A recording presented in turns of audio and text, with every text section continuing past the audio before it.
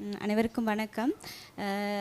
மலையக பெருந்தோட்டங்களில் வந்து இந்த நெருக்கடியோட அந்த மக்களில் வாழ்வாதாரம் அதில் வந்து எவ்வாறு சமூக பொருளாதார தாக்கங்கள் ஏற்படுத்தி இருக்குது அப்படின்னு பார்க்கும்போது, முதலாவது வந்து அவங்களோட வருமானம் மற்றும் வாழ்க்கை செலவு அப்படிங்கிற விஷயத்தை வந்து பார்க்கலாம். இப்போ பொதுவாக பார்க்கும்போது மலையகத்தை பொறுத்த மட்டும் அந்த மக்கள் வந்து தொடர்ச்சியாக அவங்களோட சம்பளம் வந்து ஒரு குறைவான நிலையிலே தான் காணப்படுது. அதாவது அவங்க வாழ்க்கை செலவுக்கு ஏற்ற சம்பளம் இல்லாத ஒரு நிலை வந்து காணப்படுது. அது உதாரணமாக பார்க்கும்போது அவங்க இப்போ 1000 ரூபா சம்பளமும் பொறுத்த மட்டும் இது வந்து பொருளாதார நெருக்கீடுக்கு முன்பு அந்த மக்கள் கோரிக்கை விடுத்திருந்தாங்க 1000 ரூபா சம்பளம். ஆனால் அது வந்து பொருளாதார நெருக்கீடு காலப்பகுதியில் தான் அந்த 1000 ரூபா சம்பளம் வந்து அந்த மக்களுக்கு வந்து வழங்கப்பட்டது. ஆனால் வழங்கப்பட்ட பொழுதிலும் பார்த்தோம் அப்படின்னா பொருட்களின் விலை வந்து பொருளாதார நெருக்கீடு காலப்பகுதியில் பன்மடங்காக வந்து அதிகரிச்சிருக்கு. ஆனால் அவங்களோட அந்த மக்களின் சாதாரண சொன்னால் அவங்களோட ரியல் வேஜ் வந்து அவங்களுக்கு வந்து அதிகரிக்கப்படலை. அதனால் அந்த மக்கள் வந்து சாதாரணமாக தேசிய அளவில் மக்கள் வந்து பாதிக்கப்பட்டாலும் அந்த மக்களோட சம்பளம் வந்து மிகவும் குறைவாக காணப்படுறதால அவங்களோட அந்த வாழ்க்கை செலவு அவங்களால வந்து கொண்டு நடத்த முடியலை. அதனால அந்த மக்கள் கல்வி ரீதியெல்லாம் இருக்கலாம், சுகாதாரம், உணவு பாதுகாப்பு சார்ந்து பெரிதளவு பாதிக்கப்பட்டிருக்காங்க. இந்த மலேகா இளம் ஆய்வாளர் குழுவால் மேற்கொள்ளப்பட்ட கள விஜயங்களின் அடிப்படையில் எங்களுக்கு கிடைக்கப்பட்ட தரவுகளின் அடிப்படையில் இப்போ உணவு பாதுகாப்புன்னு பார்க்கும்போது அவங்க நாளாந்தம் வந்து உணவை வந்து ஒரு கார்போஹைட்ரேட் அதிகமாக வந்து சோறு 3 நேரம் உண்ற ஒரு நிலைக்கு வந்து அந்த மக்கள் வந்து தள்ளப்பட்டிருக்காங்க. அதே வேளை வந்து சில மாணவர்கள் கூட பாடசாலைக்கு வந்து கல்விக்காக போகிற நிலையை விட்டு அந்த உணவை பெற்றுக்கொள்ளலாம், அப்போ அதாவது அரசாங்கத்தால் கொடுக்கப்படுற அந்த உணவை பெற்றுக்கொள்ளலாம், அதுக்காக பாடசாலை செல்ல வேண்டிய நிலைக்கு வந்து அவங்க வந்து தள்ளப்பட்டிருக்காங்க. இதே வேளை வந்து கல்வி ரீதியாக பார்க்கும்போது மாணவர்களுக்கு வந்து பாடசாலை உபகரணங்களை வந்து அந்த பெற்றோர்களால் வந்து பெற்றுக் கொடுக்க முடியலை. ஏன்னா பாடசாலை உபகரணங்களும் பெரிதளவு விலை வந்து அதிகரிச்சிருக்கு.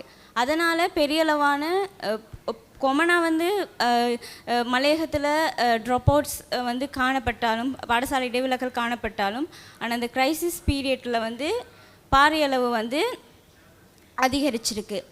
அதே மாதிரி பார்த்தோன்னா இது வந்து மலையக பெருந்தோட்ட மக்கள், அதாவது தேயிலை தோட்டத்தில் வேலை செய்கிற மக்கள், இதே நாட்கூலி வேலை செய்கிற மக்களும் ஒவ்வொரு நாளும் வேலைக்கு போனால் தான் அந்த 1500 ரூபாய் அதிலே அவங்களோட நாளாந்த செலவை செய்யக்கூடிய ஒரு நிலை காணப்படுது.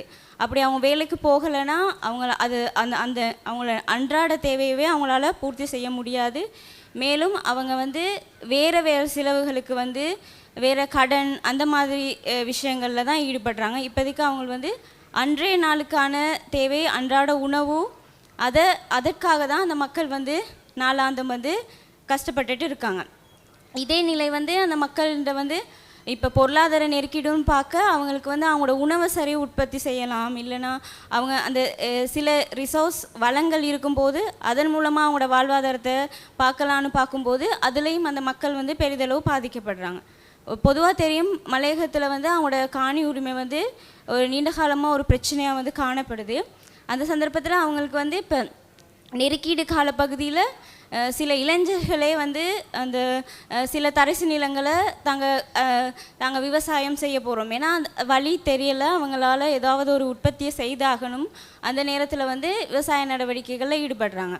இப்போ சில விவசாயிகள் அதை நம்ம பொதுவாக பார்த்தா அவங்களுக்கு வந்து அந்த ஒப்பு இல்லாதனால நாங்கள் வந்து அந்த முறைசாரா காணியில் தான் அவங்க விவசாயம் செய்கிறாங்கன்னு நாங்கள் ஐடென்டிஃபை பண்ணுறோம். அப்படி செய்தாலும் அவங்களோட அதுலேயும் அவங்க வந்து நிறைய பிரச்சனைகளை வந்து எதிர்கொள்கிறாங்க.